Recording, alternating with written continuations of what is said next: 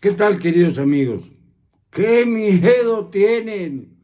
Están haciendo en la 4TTTT no solamente un cementerio, sino también una especie de barricada contra el proceso de revocación que viene el domingo 10 de abril, ya estamos muy cerca. Y entonces están pues absolutamente desatados. Claudia Sheinbaum, la favorita de Andrés Manuel para que sea candidata de Morena a la presidencia de la República si llegan a 2024, dijo que también ella está de acuerdo en que se vaya todo el INE, que ya no haya ningún presidente consejero, que salgan de votación popular todos los consejeros, que sean gente del pueblo, de la nación. Pues va a ser difícil hacer una cosa así, porque las propuestas para que sean consejeros del Instituto Nacional Electoral o de lo que sea, Consejo General Electoral seguramente, como en los tiempos de Miguel de la Madrid y Carlos Salinas, gracias a los cuales estuvo ahí como el hilo conductor, el eje de la balanza, como queramos decirlo, el miserable Manuel Barthes Díaz. Este sujeto tiene mucho que contar al respecto y cuando quiso contestar, o en una ocasión, en una de esas mentirosas de la mañana, el propio presidente de la República le paró el alto, dijo que de ninguna manera se metiera en ese asunto. Así es como se manejan las cosas en este país.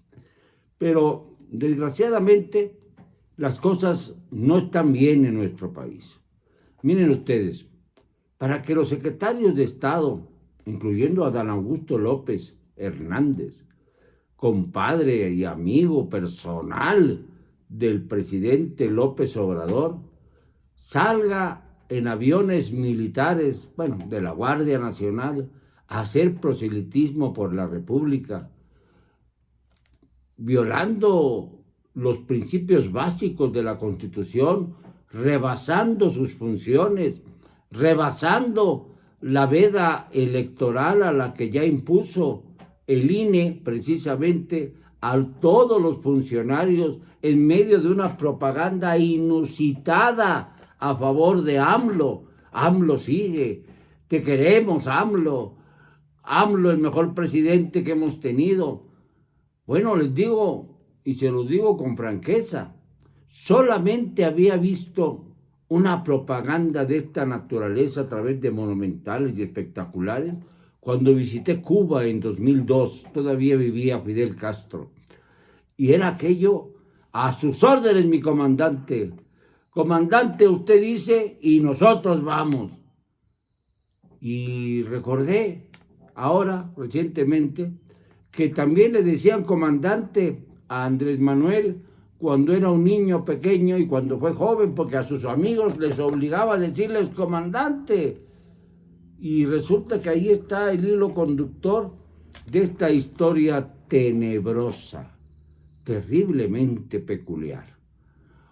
Un individuo como Andrés Manuel que no tiene límite alguno, que no se somete a ninguna ley, a ninguna norma, que piensa que por su carácter de presidente está por encima de la ley, está por encima del Estado de Derecho, ya lo demostró, por ejemplo, desde el 17 de octubre de 2019, cuando ordenó la liberación de Ovidio Guzmán López, el hombre hijo del Chapo, que había sido aprehendido en un operativo en Culiacán, pero que dijo que tenía videos que podrían hacerse públicos de inmediato, subiéndolos a internet, de los hijos de Andrés Manuel hasta Gonzalito, y pasando por, obviamente, por José Ramón y Andy, tomando dinero de los sicarios del cártel de Sinaloa, de él mismo, de Ovidio, y de sus hermanos, los hermanos de Ovidio. Bueno, pues así es el contacto entre las familias Guzmán López y López Obrador Beltrán.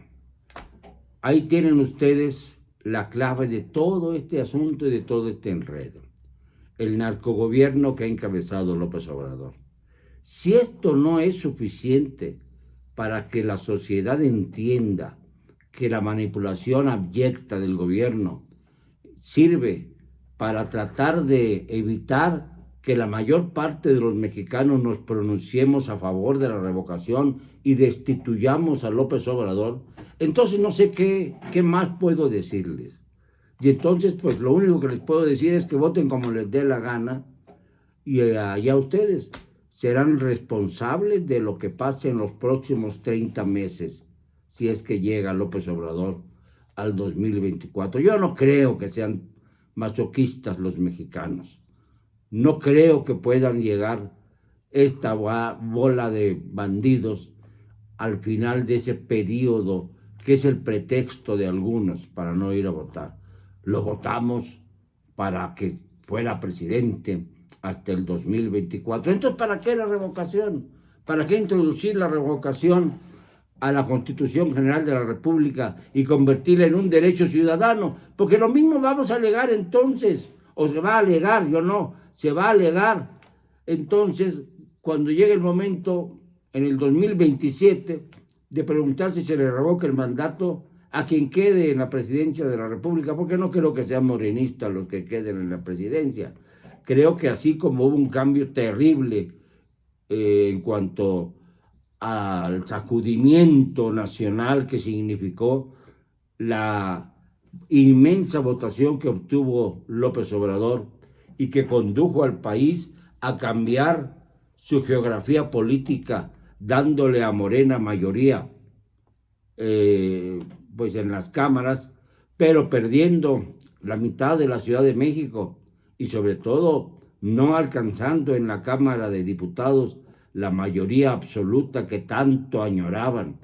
Fíjense, esto es algo importante. Se dice que Morena va a imponer a quien venga después de López Obrador en caso de que se le destituya. No, Morena no tiene la mayoría en la Cámara de Diputados, solamente tiene el 40% de los diputados. El otro 60% va a unirse probablemente para evitar que llegue a la presidencia un títere de López Obrador, porque entonces no tendría ningún caso el haberle revocado su mandato.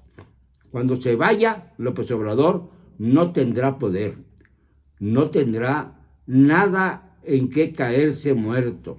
Bueno, tendrá mucho dinero, eso sí, ya con el solo trazo del Tren Maya, la plusvalía de sus terrenos ha aumentado una barbaridad. De hecho lo hemos dicho desde hace ya varios meses, quizá un año o más. Pero de que tiene dinero, lo tiene. Y la forma de demostrarlo es la manera en la que viven sus hijos. Uno, José Ramón, en Houston; otro, haciendo negocios en Nueva York; y un tercero, Gonzalo, siendo el eje del tráfico de influencias, apoyando a sus amigos para que estén dentro del gobierno del señor Andrés Manuel. Todos sus hijos están coludidos con determinadas empresas o con determinados cómplices. Y esto nos hace ver que en casa no hubo educación cívica, ni hubo tampoco ninguna educación para evitar vivir con lujos y sin corrupción. La austeridad que pregona López Obrador ha caído por los suelos. Y lo más grave, lo más triste, ya surgió la voz del famosísimo, intocable, el señor Félix Salgado Macedonio, mejor conocido como el violador de Guerrero, con denuncias detrás de él de mujeres a las que afrentó, para decir que quiere que se modifique la Constitución para que sea factible reelegir a Andrés Manuel. Ahí estaba el gato encerrado. Es lo que pretendían desde el principio. Por eso López Obrador se le ocurrió el asunto de la revocación de mandato, para que pudiera arrollar en esa consulta y entonces tener argumentos, pretextos para iniciar la reforma constitucional que le permitiría reelegirse, en contra, claro, del espíritu del constituyente, como ya lo dijo claramente uno de quienes fueron sus principales asesores, Porfirio Muñoz Ledo, que estará viejo, pero tiene el cerebro funcionando al centavo. Y el hecho es, mis queridos amigos, que López Obrador ya mandó a su compadre, el violador, a decir que quiere el violador que se instrumente un recurso para reelegir al presidente.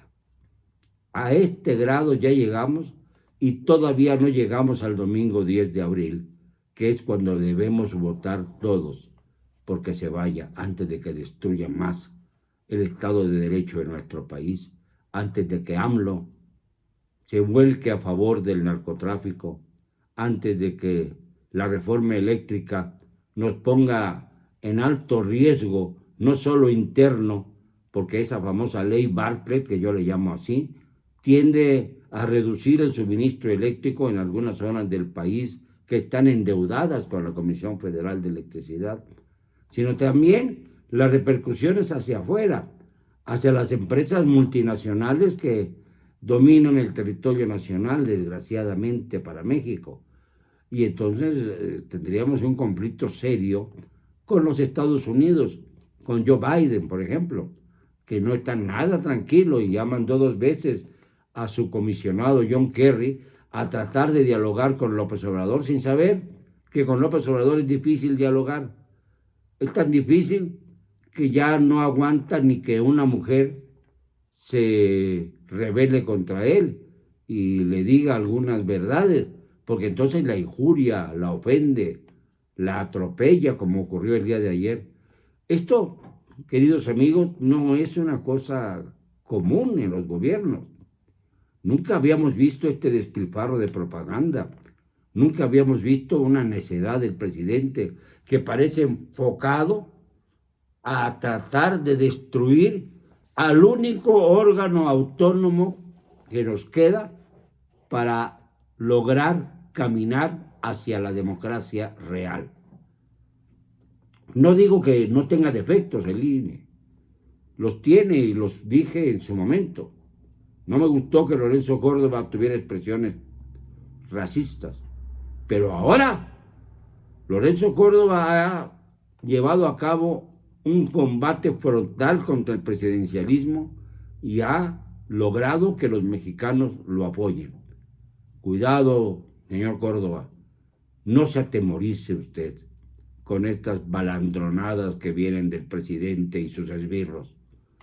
Los mexicanos estamos a favor de que el INE continúe, porque es un logro de la democracia en México, del largo andar de los mexicanos buscando democracia.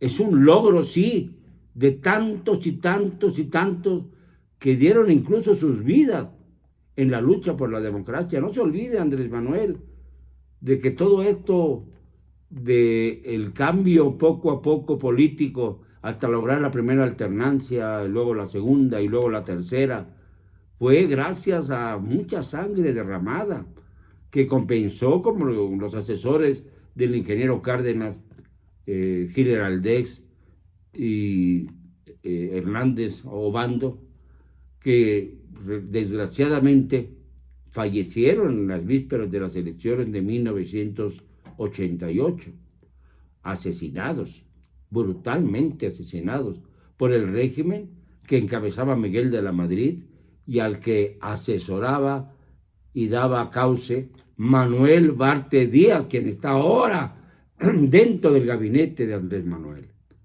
No olvidemos estos detalles, porque cuando dije hace rato, es Gil Heraldez, el otro de los que murieron, de los asesores de Cárdenas, en aquella época truculenta, antes de las elecciones de 1988, en las vísperas. ¿Eso es lo que queremos? Volver a esta situación en que las elecciones sean manejadas por el presidente, como ocurre en los países totalitarios como Venezuela, como Ecuador, como Bolivia. ¿Eso queremos? ¿Retroceder, como dijo Porfirio Muñoz Ledo, 30 años en la historia? 30 años desperdiciados de nuestras vidas, de todos aquellos que hemos creído que debemos caminar hacia la democracia y que sentimos como un fracaso no poder legarle a nuestros hijos un México mejor. Esto hay que reflexionarlo, hay que entenderlo, hay que sentirlo, porque ninguna pasión es mayor a la de servir a México y evitar que nos caiga encima uno de esos gorilitas del pasado que se quede en el poder, hollando la voluntad de los mexicanos. Votemos el 10 de abril. Votemos porque se vaya López Obrador. Perdónenme, no me van a callar. Y lo digo y siempre, con cero cobardía.